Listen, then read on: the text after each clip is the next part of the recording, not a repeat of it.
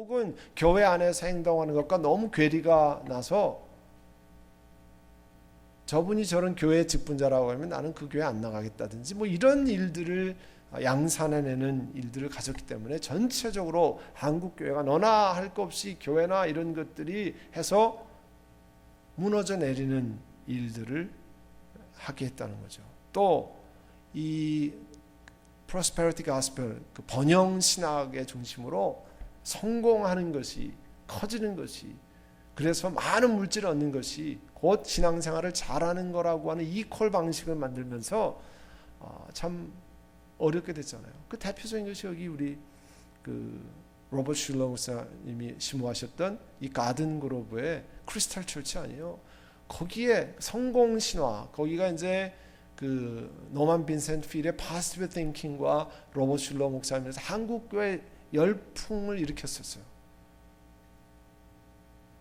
파지티브하게 생각하면 되고 하면은 뭐든지 할 수 있고, 그래가지고 그 건물 그래서 거기에 크리스탈 그 하나씩 그 유리 한 장씩 헌금을 해가지고 전부 만들어서 그거를 한국 교회에 와서 목회자들 세미나를 하고 로버트 슐러 목사님이라든지 옛날에 그 Praise the Lord and PTL 하는 그 베이커 부부 이런 것들이 성공 신화를 일으키면서 한국 교회가 성공 위주의 드라이브가 걸려가지고 모든 목회자들이 신학교에서도 많이 사람이 모이면 곧 목회를 잘하는 것이다는 착각을 만들게 하기 시작했어요.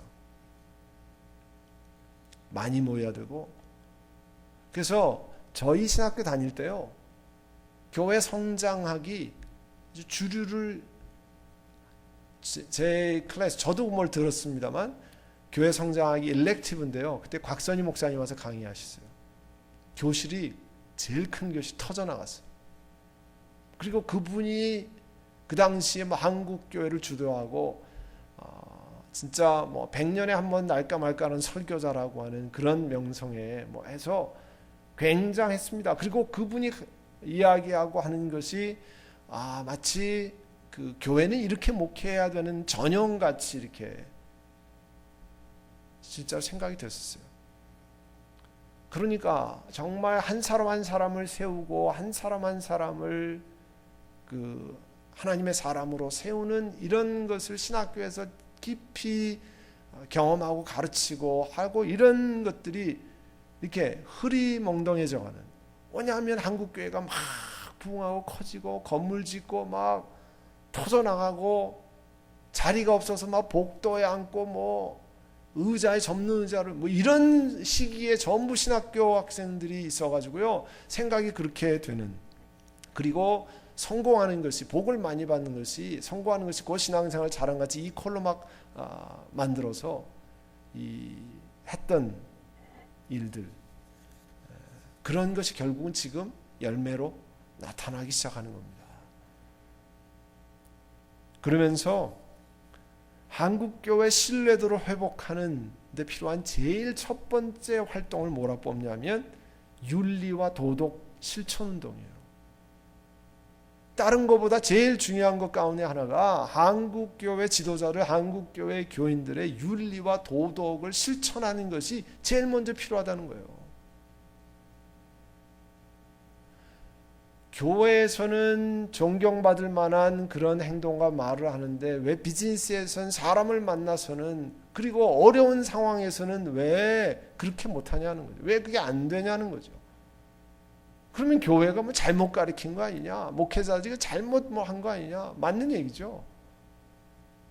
저 자신부터 목회를 하는 사람이 전혀 자유로울 수 없는 얘기입니다. 잘못 하는 거죠. 제가 제 자신의 목회를 이렇게 보면서 저도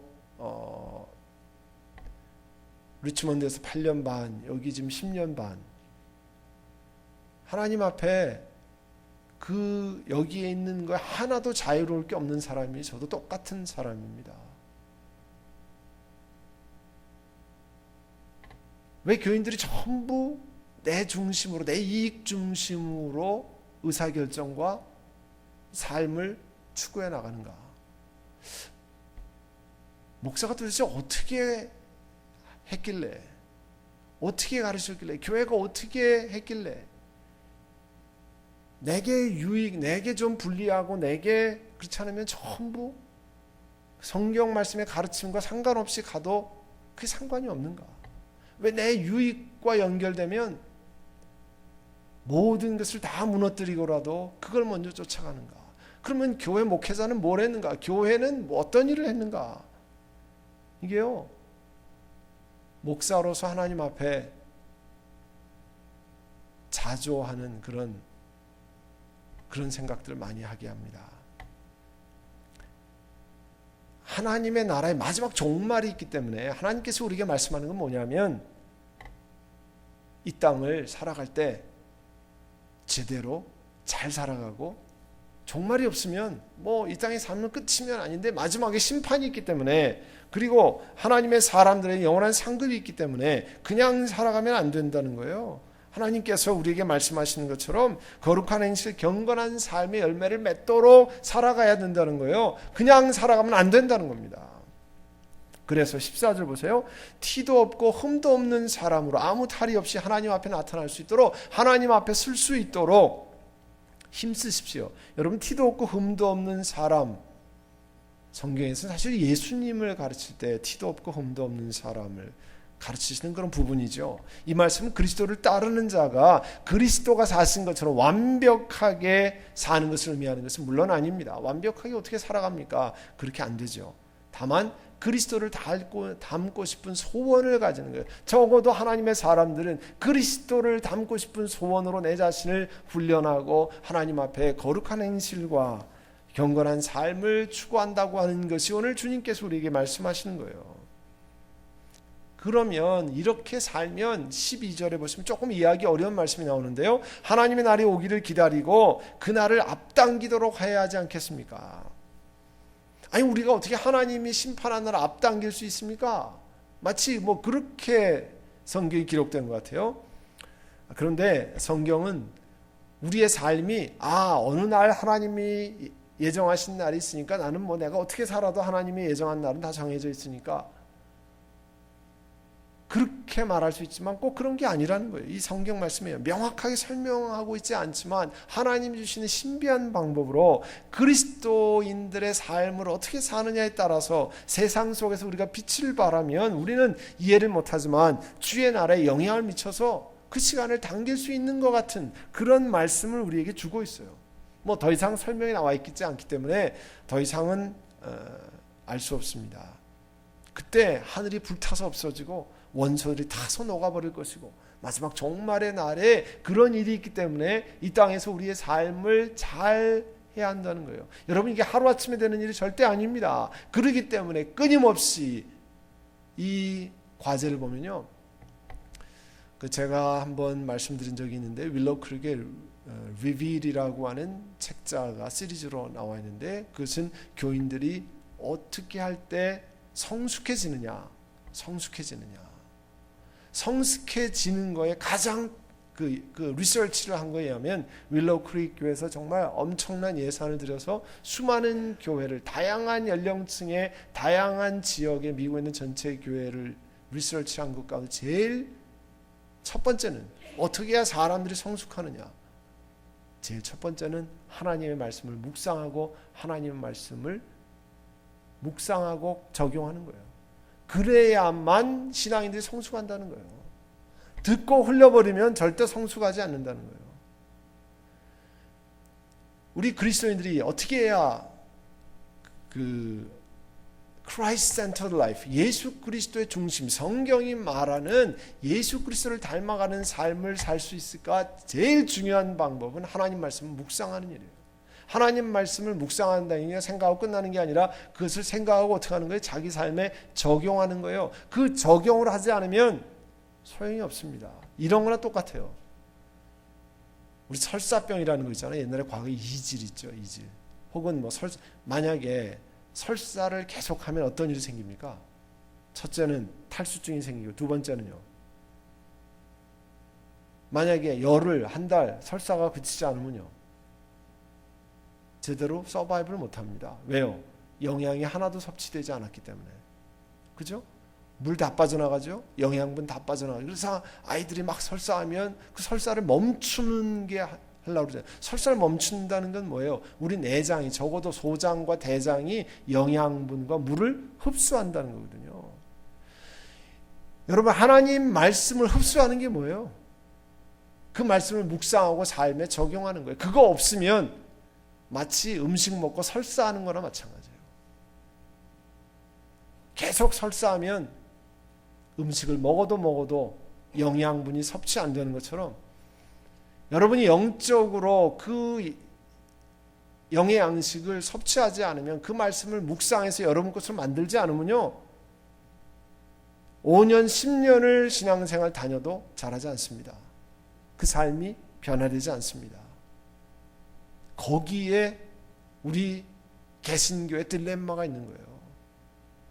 왜냐하면 그 말씀을 하나님이 오늘 예배 시간에 나에게 주신 말씀으로 내가 변화하고 내가 회개하고 내 삶에 적용할 말씀을 생각질 않거든요. 그냥 기억나면 나는 거고, 아니면 관두고, 그냥 전부 설교가 잘했느냐 못했느냐, 나에게 재미있느냐 없느냐, 뭐 이런 것으로 끝나는데, 그건 전혀 아닙니다. 그거는 예배드리는 기본을 상실하는 거예요. 예배의 기본은 하나님 앞에 제가 말씀드렸잖아요. 하나님이 우리를 건져주신 분이 창조주 하나님이기 때문에 내가 가장 귀한 것을 하나님 앞에 드리는데, 그 시간에 목회자를 통해서 하나님이 하나님의 백성에게 생명의 양식을 전달하는 시간이 뭐예요? 설교예요. 그거를 이해하지 못하면, 그런 예배의 구조를 이해하지 못하면 아주 중요한 것을 잊어버리는 겁니다. 그래서 듣고 흘려버리면 괜찮은 게 아닙니다. 왜 문제가 터져 나오느냐? 영의 양식을 먹고 내 것으로 양분으로 섭취하지 않아서 그래요. 왜 어떤 사람은 3년 5년 안에 엄청나게 영적으로 성장하고 자라는데, 왜 20년 30년 40년이 지났는데 크게 변동이 없느냐? 영적으로 성장하지 않아서 그래요. 영적으로 양분으로 받아들이지 않아서 그래요. 그 생명의 양식이 내 것이라, 하나님이 나에게 주시는 말씀이라 삼키고 내게 적용하고 그 말씀으로 씨름하고, 하나님 말씀 이렇게 얘기했는데 제가 이렇게 부족합니다. 이번에 회복축제 말씀하는 것처럼 토하고, 하나님 내가 이런 마음이 있는데 하나님 말씀에 의해서 내가 치료하기를 원합니다. 나를 새롭게 하기를 원합니다. 나를 깨끗해 하기를 원합니다. 내가 하나님의 은혜 가운데 주의 말씀으로 새로워지기를 원합니다. 그렇게 고백하고 그 말씀으로 적용하고 그 말씀으로 살려고 노력하지 않으면 그게 영의 양분이 되지 않으니까 그 삶을 바꾸어지지가 않는 거예요. 세상의 방식대로 살아가고 교회 왔다만 갔다만 하면 그렇지 않은 것보단 낫지만 영적으로 자라지 못하는 이 성숙의 문제. 제가요, 목사로서 특별히 기독교 교육을 또 전공한 사람은 이게 요즘에 갖는 질문 가운데 하나입니다. 하나님, 어떻게 하면, 오늘 이 리서치에서도 나와 있는 것처럼 어떻게 하면 우리 삶의 이 거룩한 행실, 경건한 삶을 증진시키는 성숙의 길로 어떻게 하면 갈 수 있습니까? 이게 도대체 어떻게 해야 됩니까, 주님? 그게요, 제가 목회자로서 하나님 앞에 묻는 중요한 질문 가운데 하나예요. 하나님, 어떻게 해야 됩니까?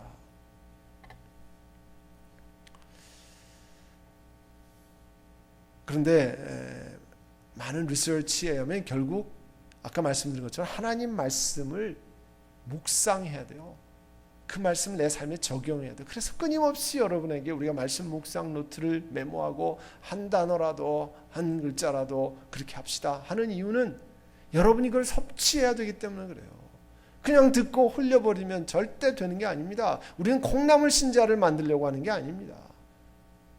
그냥 물만 줘서 쑥 커서 그것만 뽑아 먹는 게 아니잖아요.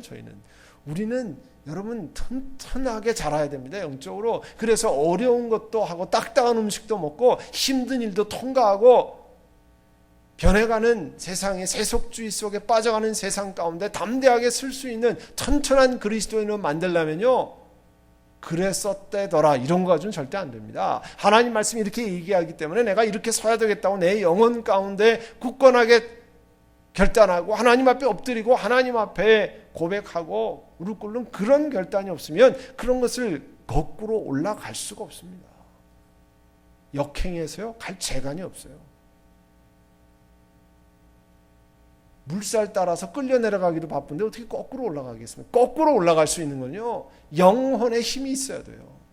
그러려면 영혼의 힘이 없어요. 결단으로 됩니까? 아닙니다. 하나님 말씀이 가르쳐주는 생명의 말씀이 내 영혼 가운데 나를 힘차게 만들고 일으켜 세우지 않으면 그런 일이 일어날 수 없습니다.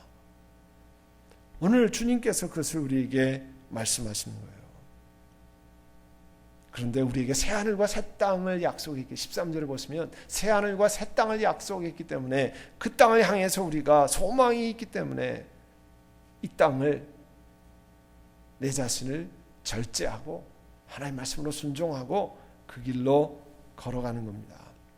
여러분, 그러면서 15절 보시면요, 사랑하는 여러분이 이것을 기다리고 있으니 티도 없고 흠도 없는 사람으로 아무 탈이 없이 하나님 앞에 나타날 수 있도록 힘쓰십시오. 자, 거기 보시면 우리 주님의 오래 참으심이 구원을 위한 것이라고 생각하십시오 그랬어요. 이 얘기는 뭐냐면 이런 거예요. 여러분 질문하시잖아요. 사람들 사는 거 보면, 아니 저렇게 엉터리로 사는데 왜 하는 일마다 잘 풀립니까? 아니 저렇게 적당히 사기치고 적당히 그렇게 하는데 하는 일마다 잘 됩니까? 나는 그렇게 애쓰고 수고하고 하나님 앞에 바로 살려고 발버둥 치고 그렇게 하고 애쓰는데 나는 잘 안 풀리는데 왜 저 사람은 잘 풀립니까? 하나님, 저런 친구를 진짜 심판하시지 않고 왜 그러십니까? 어떻게 하시려고 그럽니까? 이게 뭐 공정합니까? It's not fair. 우리가 그렇게 생각하잖아요. 여러분, 그런 것들을 하나님 앞에 시편 기자가 이렇게 토해냈잖아요. 기도했잖아요. 근데 성경은요, 그게 왜 그러냐면 하나님이 만약에 그렇게 오래 참으시지 않으면 그 사람을 향해서 오래 참으시는 건데, 우리가 생각해, 아유 저런 인간을 빨리 어떻게 심판을 하시든지, 예? 그렇게 하면 좋겠는데, 그렇게 하시는 이유는요, 그 사람이 돌아올 때까지 기다리시는 하나님의 오래 참으심이 있는 거예요. 똑같이 우리를 향해서 오래 참으셨던 겁니다. 아멘. 그 사람을 오래 참으시는 하나님의 사랑하심이 있는 거고요. 사실은 하나님의 은혜로 우리가 조금 빨리 변화되는지 모르겠지만 하나님의 입장에서 보면 그 사람보다 더 오래 참으셨는지도 모릅니다. 그렇잖아요. 누가 알아요 그거를? 하나님의 속마음을 어떻게 압니까? 나를 향해서 오래 참으셨기 때문에 내가 이 정도 요만큼 그래도 이 자리에 있는 것 아닙니까? 여러분, 예레미야서 12장을 한번 펴보세요. 예레미야서 12장. 예레미야 12장. 구약성경. 작은 성경은 제가 작은 성경 아니 1089페이지인데요. 예레미야 12장 1절.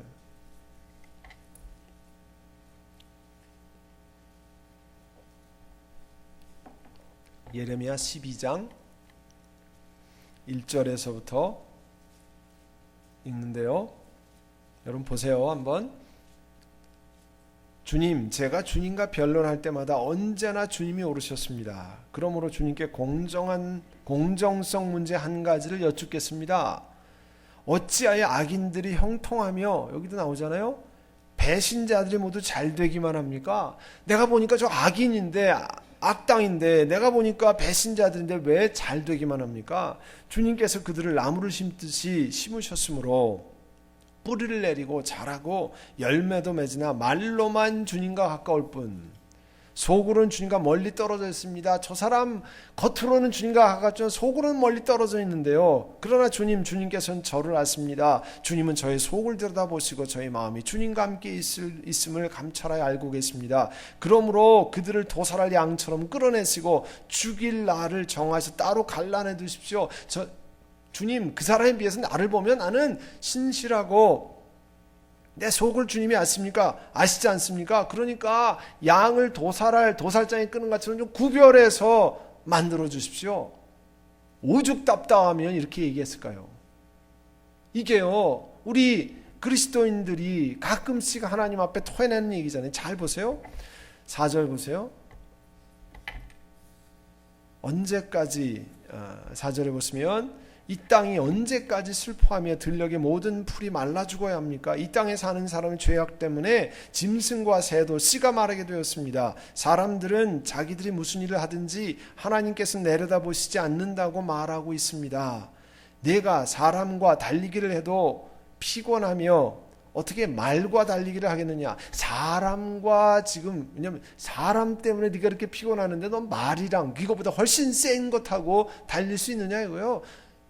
말은 얼마나 빠릅니까? 사람한테, 그런 악한 사람 혹은 뭐 이런 것 때문에 쩔쩔매는데 네가 과연 제대로 다른 거라도 할 수 있느냐 물으시는 거예요. 내가 조용한 땅에서만 안전하게 살 수 있다면 요단강의 창이란 물속에서는 어찌하겠느냐?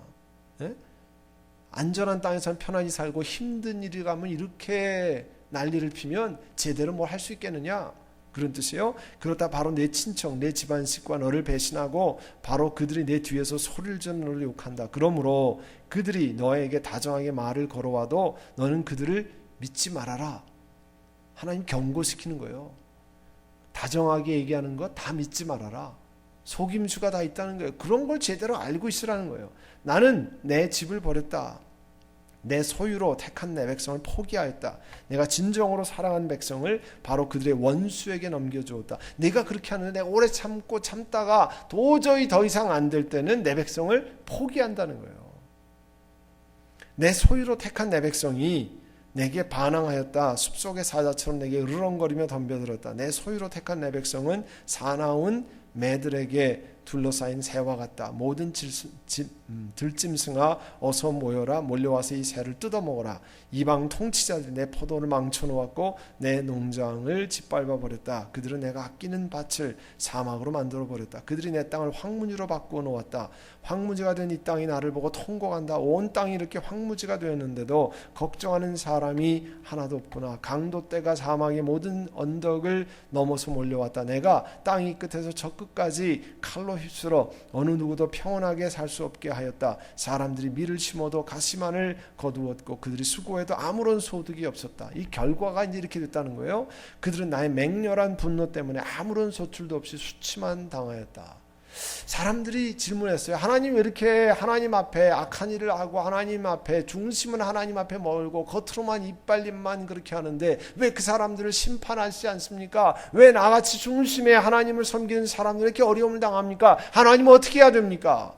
이 사람들을 도살의 양같이 좀 구별하면 안 됩니까? 얼마나 답답했으면 이런 얘기를 하겠습니까? 그런데 하나님 말씀하시잖아요. 결국은 참고 기다리고 참고 또 하시다가 그 사람을 건져내기 위해서 오래 참다. 이스라엘 백성들 얘기죠. 결국은 예레미야 선지자를 통해서 참고 기다리다가 돌이키지 않을 때 하나님의 심판이 임하는데 그들이 바벨론 포로로 잡혀가는 이야기를 하고 있잖아요. 결국은 그 땅이 황폐해지고 소출이 다 없고 수치만 당하는 일이 온다는 거예요. 그러나 오래 참으신다는 겁니다. 여러분이 우리 가운데 신앙생활하면서 내가 이렇게 하는데, 왜냐하면 늘 남과 비교하니까 남들 보는 세상의 관점으로 성공 실패를 구별하니까 늘 내 자신이 만족이 없는 거죠. 세상의 관점은 모든 것이 돈이 잘 벌려야 되고 직장에서도 진급을 해야 되고 공부도 많이 해야 되고 뭐 외모적으로도 뛰어나야 되고 뭐 이런 세상의 기준을 가서 모든 내 삶을 평가하니까 만족함이, 감사함이 다 사라지는 거죠. 그리고 옆에 사람을 보니까 내가 보니까 그렇지 않은데 왜 저 사람은 이렇게 잘 되고 뭐 자식도 그렇고 뭐도 그렇고 뭐도 그렇고 왜 경제적으로도 그렇고 왜 그러냐는 거예요. 그때 여러분 다시 절로 갑니다. 베드로후서로 가시면 주님이 오래 참으신다는 거예요. 그 사람을 건지시기 위해서 하나님이 그러신 분이라는 거예요. 그런데 그거는 그 사람만을 위한 게 아니라 우리를도 위한 거예요. 우리를 향해서 오래 참으시지 않으면 저부터도 이 자리에 쓸 수 있는 사람이 아닙니다. 저는 뭐 신앙생활 열심히 했던 가정에서 있던 사람이 아닙니다. 대대로 자자손손 신앙생활을 잘했던 집안의 자손이 아닙니다. 전혀. 하나님이 긍휼히 여기시지 않았으면 이 자리에서 설교할 수 있는 사람이 못 됩니다. 그러기 때문에 늘 하나님 앞에 감사하고, 그러기 때문에 항상 잘 되는 건 아니지만 늘 가능하면 사람들을 포용하고 왜냐하면 저도 그랬기 때문에. 너는 옛날에 잘했냐? 하나님 물으시면 답할 게 없잖아요. 저도. 그렇기 때문에 다른 사람 향해서 넉넉한 마음을 갖고 오래 마음을 갖고. 그렇지만 하나님이 마냥 기다리시는 건 아니라는 거죠. 하나님이 기회를 주시지만 열차가 떠날 때가 있는 겁니다. 기다릴 때 차장이 뭐 부산발 옛날엔 다 이렇게 얘기했잖아요. 돌아다니면서 빨리 올라타라고 다 광고했잖아요. 그래도 대전역에서 계속 우동 먹고 있다가 놓치는 거잖아요. 뛰어가가지고 못 올라타면 안 기다리잖아요. 그냥 가잖아요. 이 세상에도 그렇습니다. 안내방송 계속합니다. 계속 얘기합니다. 그런데 돌이키지 않으면 인생의 종말도 오고요. 세상의 마지막 때도 옵니다. 그때까지 하나님은 오래 참으시는 거예요.